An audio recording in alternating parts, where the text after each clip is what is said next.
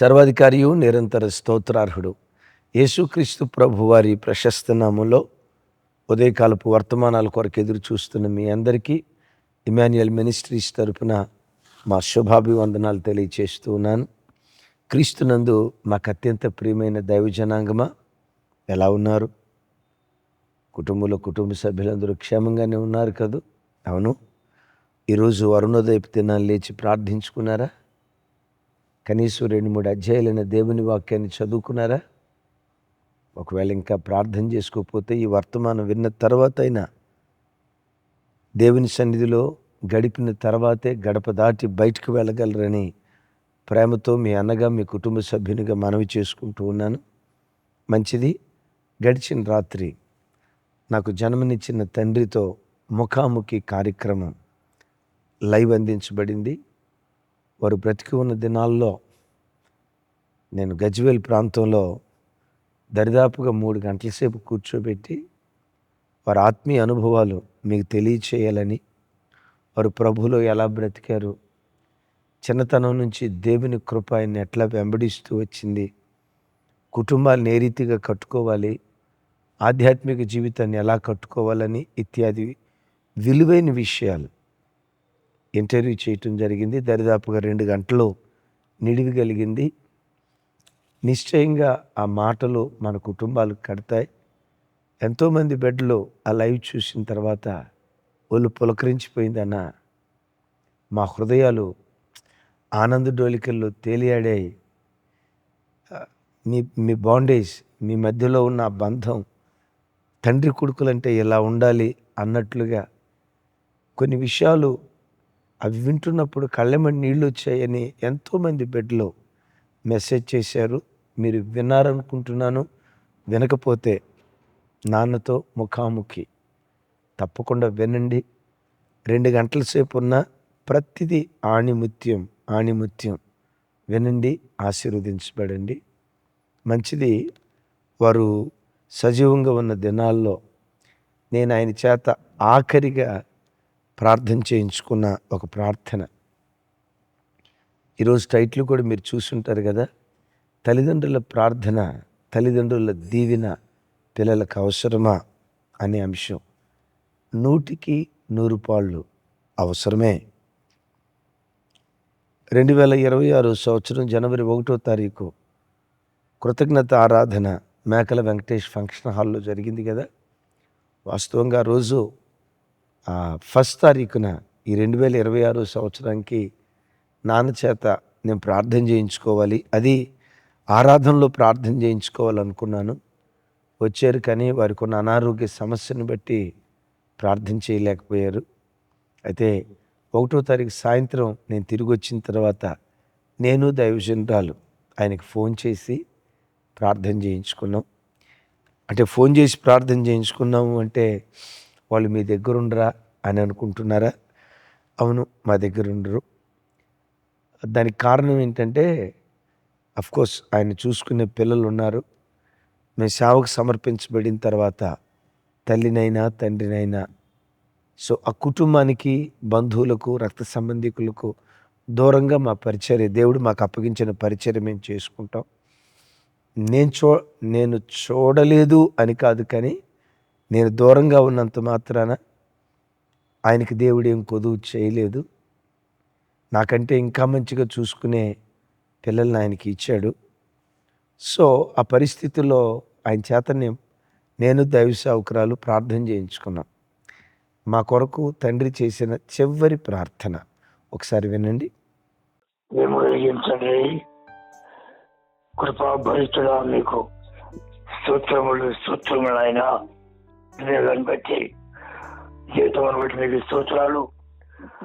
మా పితరుల అపోస్తల కాలంలో పేతురు వారు తన భాగస్వామిని వెంట పెట్టుకొని పరిచర్య చేసినట్టుగా లేఖనాలు మేము చూస్తున్నాం. ఈనాడు కూడా మీ రాష్ట్రుడు జయమే గారు వారికి మీరు ఇచ్చిన భాగస్వామిని బట్టి పరిచర్యలు సాగిపోతూ ఉండగా మా ప్రభు యేసుక్రీస్తు ప్రభువారి యొక్క శుభవార్త పూర్ణంగా ప్రకటించబడాలయ్యా. ప్రకటించబడిన నీ కృపా సువార్తకు ఎక్కడ పాదం మోపి నీ వాక్యం ప్రకటిస్తాడో అక్కడ అశేషించిన వారిని నీకు విధి లేనట్లుగా మీరు కృప చూపండియ్యా. మీ ఆత్మయు మీ శక్తియు కనపరుచు దృష్టాంతములనే మీరు కనపరుచుగాక. అపోస్తుల కాలంలో జరిగిన ఆ కార్యాలను మేము కళ్ళారా చూసి ఆనందించుగాక. గీతలు వెళ్ళిన ప్రతి చోట మీరు యేసుక్రీస్తు ప్రభు ద్వారా పిలువబడి పంపబడి పరిచయం చేస్తున్న దైవ సేవకులని ప్రతి నోట మా ప్రభు యేసుక్రీస్తు వారి నామం యొక్క సువాసన కనపరిచినందుకు దేవోత్సవాన్ని ఊరేగించగాక. సమస్త ఘనతమై ప్రభావాలు మీకు మాత్రమే కలుగుగాక. బిడ్డలు జన్మనిచ్చిన తండ్రిగా నా కోరిక నా ఆశ మీరు తీర్చండి. ఆ పరిచయం ద్వారా నేను ఆశించేది కోరుకున్నది అది ఒకటే ప్రభువా. అడుగు పెట్టిన ప్రతి స్థలము మీ నామే కనపరచబడాలి. కార్యాలు జరిగించాలి. ప్రజలందరూ ఇచ్చాను క్రియలలో వాక్యములను శక్తి కలిగిన దైవ సేవకులు వారి ఆ సమస్యని మీరు వాడుకుందరు కాక. సమస్త కనసాబడి మా ప్రభావాలు మీరు మాత్రమే పొందుకున్నాం. యేసు నామములో ప్రార్థించి అడిగి వేడుకొని పొందుకున్నాం తండ్రి. విన్నారు కదా? మీరు అనొచ్చు, అన్నయ్య మీరు దైవ సేవకులు కదా, మీ నాన్న దీవెని మీకు కావాలా? నేను దైవ సేవకునే కావచ్చు, ఇంకొకటే కావచ్చు. ఓ తండ్రికి కొడుకునే కదా, ఏమండి? ఢిల్లీకి రాజైన సామెత ఒకటి ఉంది. ఢిల్లీకి రాజైనా తల్లికి బిడ్డే కదా.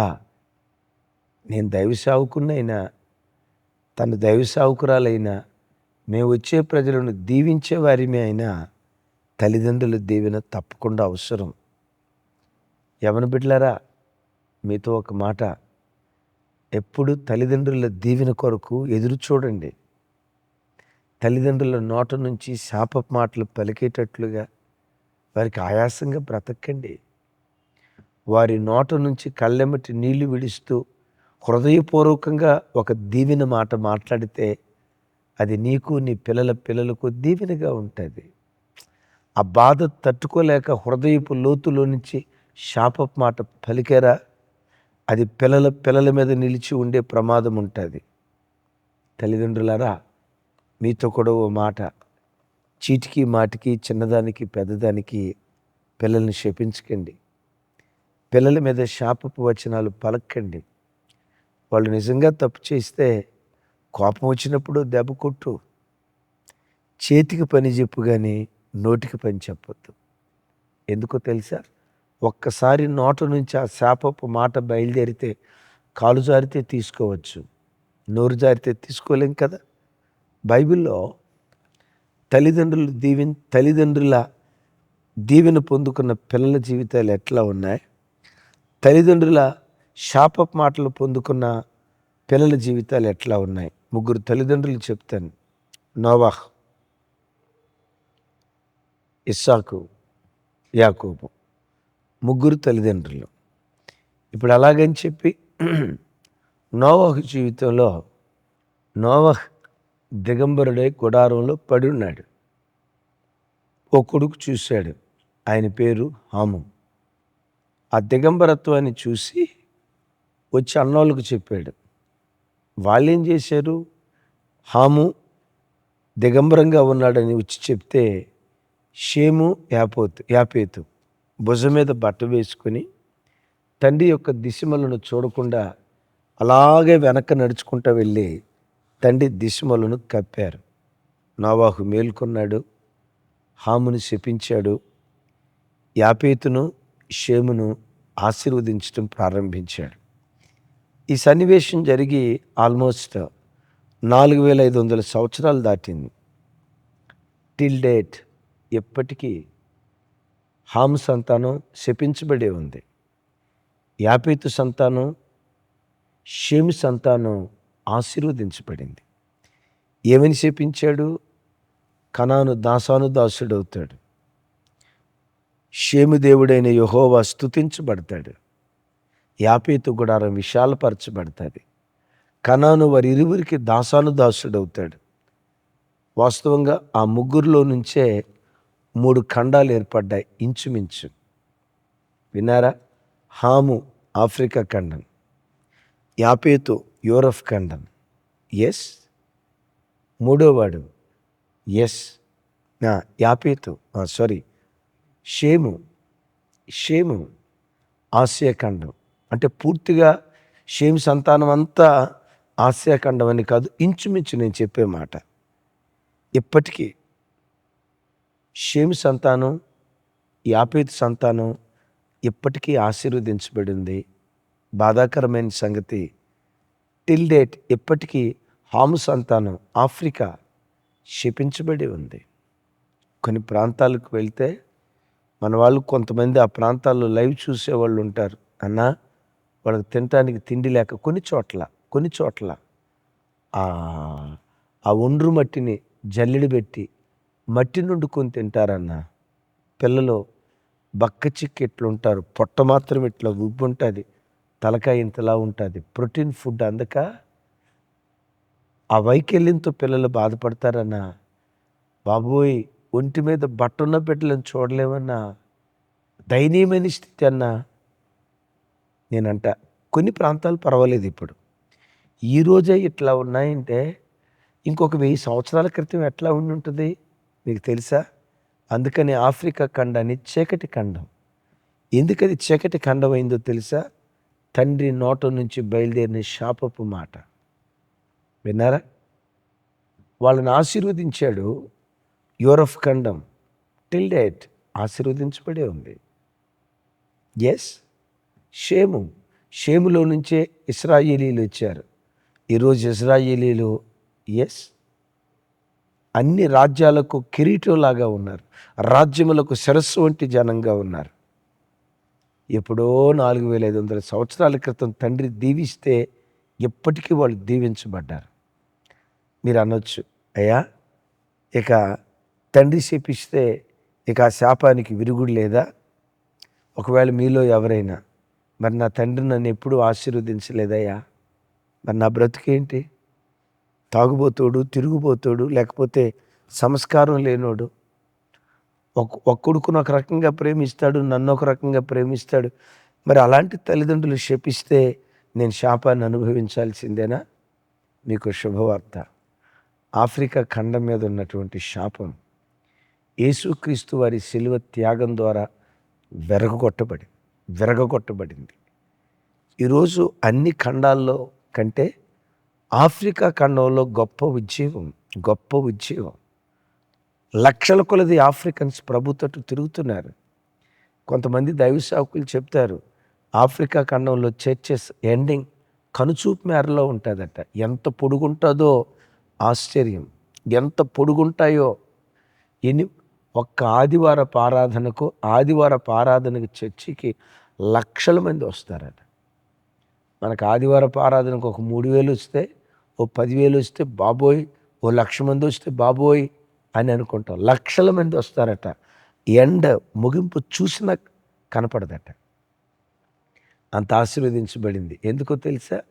యేసుక్రీస్తు రక్తధారల్లో ఉన్న శక్తి శాపపు కాడిని విరగొట్టింది. అలాగని యేసుక్రీస్తు నాకున్నాడు అని చెప్పి తల్లిదండ్రుల దీవెన వద్దు అని కాదు నేను చెప్పే మాట. తల్లిదండ్రుల దీవెన అవసరం. ఒకవేళ వాళ్ళకి ఆ సంస్కారం లేక శపించారా? బిలాము శాపాన్ని దేవుడు ఆశీర్వాదంగా మార్చలేదా? ఒకవేళ వాళ్ళు కుసంస్కారులై నిన్ను శపిస్తే ఆ శాపపు మాట నీకు దీవెనగా దేవుడు మారుస్తాడు. అవును, తల్లిదండ్రుల దీవెన పిల్లల మీద ఎంత ప్రభావితం చేస్తుందో ఇస్సాకు వృద్ధాప్యంలో ఉన్నప్పుడు నా తండ్రి నన్ను ఆశీర్వదించు అని నోట నుంచి ఆశీర్వాద మాట పలికాడు. భూసారం, విస్తారమైన ధాన్య ద్రాక్షారసం, ఆకాశపు మంచు దేవుడు నీకు అనుగ్రహిస్తాడు. నీ సహోదరులు నీకు దాసానుదాసులు అవుతారు, వాళ్ళు నీకు సాగిలు పడతారు అని యాకోబును ఆశీర్వదించాడు. ఏశావు దగ్గరికి వచ్చేసరికి ఆశీర్వదించాల, పూర్తిగా శాపపు మాటలే పలికాడు. ఇది జరిగి ఎంతకాలం అవుతుంది? సుమారుగా 2000 సంవత్సరాలు అనుకో, 4000 సంవత్సరాలు అనుకోండి. విచిత్రం ఏంటో తెలుసా? యాకోబు, ఏశావు. నేను మిమ్మల్ని అడుగుతా, నేటికి భూమి మీద యాకోబు సంతానం నిలిచిందా, ఏశావు సంతానం నిలిచిందా? కింద కామెంట్ బాక్స్లో రాయండి. ఏశావు అనేవాడు ఏమైపోయాడో, వాని సంతతి ఏమైపోయిందో, అసలు వాళ్ళు బ్రతుకున్నారో లేదో ఎవ్వడికి తెలియదు. యాకోబున్నాడే, ఆ యాకోబులో నుండే 12 గోత్రాలు, ఆ 12 గోత్రాల్లో నుండే లేవీయులు, ఆ 12 గోత్రాల్లో నుండే యోధా జనం, ఆ 12 గోత్రాల్లో నుండే ఈరోజు ఇజ్రాయేలు దేశంలో ఉండి ప్రపంచాన్ని గడగడలాడిస్తూ ప్రపంచానికి ఒక వింతగా, ఒక ఆశ్చర్యంగా ఉన్న ఇశ్రాయేలు దేశం. వినారీ మాటలు? ఎందుకు నేటికి ఆశీర్వాద కారణంగా ఉన్నారు? తండ్రి నోట నుంచి బయలుదేరిన ఆశీర్వాదపు మాట. ఇప్పుడు యాకోబుని దీవించి ఏశావుని దీవించలేకపోయాడు, అన్ని శాపపు మాటలు పలికాడు. అట్లాగని ఆశీర్వదించిన యాకోబు ఆస్తిలో వాటా ఏమీ యాకోబుకి ఇచ్చినట్లుగా బైబిల్లో చూడం. ఒట్టి చేత్తో పద్దనరాముకు వెళ్ళాడు. 20 సంవత్సరాలు అక్కడ ఉన్న తర్వాత 14 సంవత్సరాలు మామ చేత మోసపరచబడ్డాడు. 6 సంవత్సరాల్లో మామనే తలదన్ని అంతగా ఆశీర్వదించబడి మహాసైన్యములాగా, మహానయ్యములాగా తిరిగి వస్తూ ఉన్నాడు. విన్నారా? మహానయ్యము సైన్యులాగా తిరిగి 2 గుంపులు అయ్యే అంతగా. ఎందుకో తెలుసా? తండ్రి ఆస్తి ఇవ్వలేదు, కానీ తండ్రి నోట నుంచి బయలుదేరిన ఆశీర్వాదపు వాక్కుంది. నేను అతిశయానికి చెప్పను, మిమ్మల్ని ప్రోత్సహించడానికి చెప్తున్నా. నా తండ్రి తన నోటితో నన్ను శపించిన జ్ఞాపకం ఒక్కటి లేదు, ఒక్కటి లేదు. నా తల్లి నన్ను శపించిన జ్ఞాపకం ఒక్కటి లేదు. వాళ్ళు నన్ను గూర్చి మాట్లాడేటప్పుడు ఎవరిని గూర్చైనా, ఆయనకి ఇచ్చిన పిల్లలందరినీ గూర్చి అదే. అయితే నేను కొంచెం చనువుగా ఉండేవాడిని, స్వతంత్రంగా ఉండేవాడిని. పదే పదే అంటూ ఉండేవాడు, నువ్వు చాలా గొప్పవాడు అవుతావు నాయనా, దేవుడు నేను దీవిస్తాడయ్యా. ఒక పోలిక చెప్తూ ఉండేవాడు నన్ను గూర్చి. నేను ఆయన ఆరోగ్యంగా ఉన్న దినాల్లో, అఫ్కోర్స్ అనారోగ్యంగా ఉన్న దినాల్లో కూడా ఆయన అదే చెప్పేవాడు. అయినా నీ మీదున్న అభిషేకం, నీ మీదున్న కృప ఒక గొప్ప సేవకునితో పోలీసు, ఇక వివరాలు అవసరం లేదు, అది బూస్ట్ చేసుకున్నట్టు ఉంటుంది. ఆయన నోటితో ఎప్పుడు నన్ను దీవించినట్లుగానే నాకు గుర్తు, కానీ శపించినట్టు నాకు తెలియదు. పిల్లలారా, ఈ మాట విని అమ్మ మరి నువ్వు నన్ను శపిస్తున్నావు పద్దాకల, అన్నోళ్ళు నాన్న చూడు అని అంటున్నారా? దేవుని కృప. నేను మా నాన్న ఏడిపించింది చాలా తక్కువ, నాన్నకు దుఃఖం కలుగు చేసేటట్లుగా నేను బ్రతికింది చాలా తక్కువ. ఆయన ప్రేమను గెలుచుకునేటట్లుగా బ్రతికే, కానీ ఆయనకు దుఃఖాన్ని కలుగు చేసినట్లుగా బ్రతికిన నా యవ్వన కాలంలో కూడా చాలా తక్కువ. లేవు అని చెప్పలేను, 1-2 ఉంటాయి కదా, లేవు అని చెప్పలేను, కానీ ఆయన్ని సంతోషపరిచిన వాటితో పోలిస్తే అవి లేవు అన్నట్లుగానే చెప్పచ్చు. రైట్? ఆఖరి వ్యక్తి, ఎన్నో విషయాలు ఉన్నాయి, ఆఖరి వ్యక్తి యాకోబు. యాకోబుకి ఎంతమంది పిల్లలు? 12 కొడుకులు. బాధాకరమైన సంగతి ఏంటో తెలుసా? జ్యేష్ఠుడిని శపించాడు. నువ్వు నా జ్యేష్ఠ కుమారుడివి, కానీ అతిశయం పొందావు, అతిశయం పొందావు అన్నాడు. ఏం జరిగింది? రూబేను జ్యేష్ఠుడిగా ఉండాల్సిన వాడు జ్యేష్ఠత్వాన్ని కోల్పోయాడు. ఆ జ్యేష్ఠత్వపు హక్కు ఓ రకంగా యోధాకి, యోసేపుకి వచ్చింది. వాళ్ళిద్దరి మధ్యలోనే తిరుగుతూ వచ్చింది కదా. తర్వాత షిమియోను. మీకు తెలుసా? షిమియోను గోత్రం మనం ప్రకటన గ్రంథంలో ఉందో లేదో మీరు చూసి చెప్పండి. ఆ కొండ దగ్గర 1,44,000 మంది కొంతమంది కనపడతారు కదా, ఇజ్రాయిలీల లెక్క. ఆ 1,44,000 మంది ఉన్న చోట షిమియోను గోత్రం పేరుందో లేదో ఒకసారి చూసి కింద కామెంట్ బాక్స్లో రాయండి. కొట్టేపడింది ఆ గోత్రం. అలా పరంపరలో మనం వస్తే యోధా దగ్గరికి వచ్చి అంటాడు, యోధా నీ సహోదరులు నిన్ను స్తుతించెదరు. అది చదివితేనే బాగుంటుంది. ఆదికాండం 49వ అధ్యాయం చూడండి ఆ మాటలు. 49వ అధ్యాయం 8వ వచనం. 49:8. యోధా నీ సహోదరులు నిన్ను స్తుతించెదరు. నీ చెయ్యి నీ శత్రువుల మెడ మీద ఉండును. నీ తండ్రి కుమారులు నీ ఎదుట సాగిలపడెదరు. యోధా కొదమసింహం, యోధా కొదమసింహం.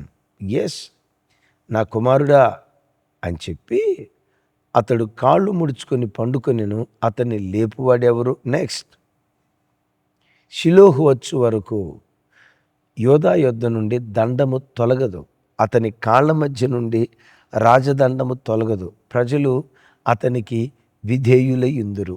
చూసారా? 8వ వచనంలో అంటాడు. ఇది ఎవరి గురించి రాయబడింది? యోధా. అక్కడ ఒక విచిత్రమైన మాట రాస్తాడు. ఏమంటాడు? యోధా నీవు నన్ను స్తుతిస్తావు అని అనాలా? ఆహా, ఎంత విచిత్రమైన మాట రాసిందో తెలుసా? యోధా నీ సహోదరులు నిన్ను స్తుతిస్తారు. అరే, మనిషి స్తుతించేది దేవుని కదా, యోధాను స్తుతించడం ఏంటి? అవును, యోధాలో నుండి మెస్సయ్య పుట్టుకొస్తాడని ఆ ప్రవచన వాక్కు కింద యేసుక్రీస్తు వారు పుట్టుకొస్తారని, యోధాలో నుంచి పుట్టుకొచ్చిన యేసుక్రీస్తు వారిని సహోదరులందరూ స్తుతిస్తూ ఉంటారు. ఈరోజు మనం స్తుతించట్లేదా యేసయ్యని? కూర్చున్న యేసయ్యా నీకు స్తోత్రం, యేసయ్యా నీకు స్తోత్రం, యేసయ్యా నీకు స్తోత్రం. చర్చిలోనైతే స్తుతి స్తోత్రం, స్తుతి స్తోత్రం. ఎందుకు ఈ స్తుతి ఆరాధన యేసుక్రీస్తుకి? యాకోబు పలికాడు, యోధా నీ సహోదరులు నిన్ను స్తుతించెదరు.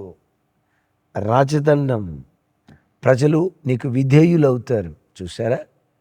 ఈరోజు 850 కోట్ల మంది ప్రజలు భూలోకంలో ఉంటే ఇంచుమించు 400 కోట్లకు పైగా ప్రజలు యేసుక్రీస్తుకు విధేయులే.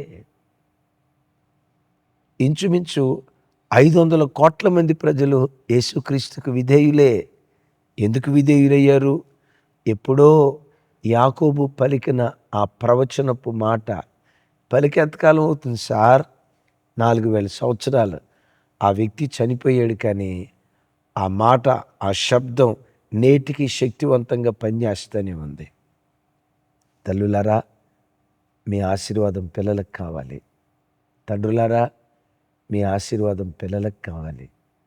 పిల్లలు స్కూల్కి వెళ్ళేటప్పుడు వారి తల మీద చేతులుంచి ప్రార్థన చేసి పంపించండి.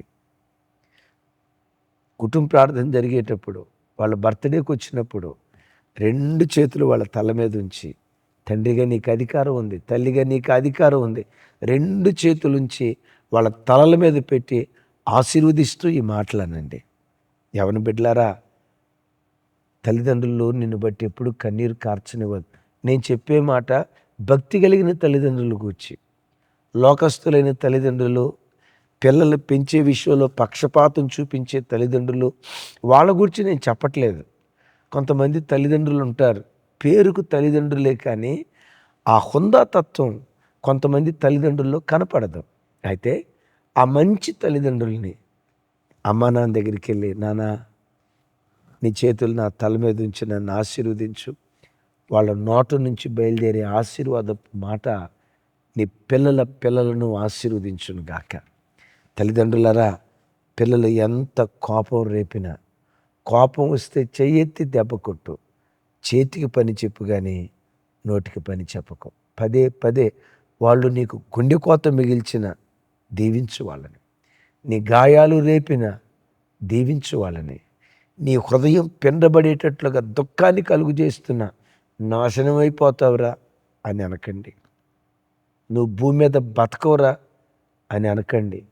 దుమ్ము కొట్టుకొని పో అని అనకండి. వాళ్ళు ఎంత పెయిన్, ఎంత నొప్పి కలుగు చేసినా ఓ తల్లిగా, తల్లి తండ్రి అంటే అదే కదా, ఓ తల్లిగా తండ్రిగా ఆ బాధను దిగమింగుకుంటూ చేతులెత్తి దీవించాలి. కానీ పిల్లలను పొరపాటును శపించకండి. మీ ప్రార్థన, మీ దీవెన పిల్లలకు అవసరం. నా చేతులెత్తి మిమ్మల్ని దీవిస్తూ ప్రార్థిస్తాను.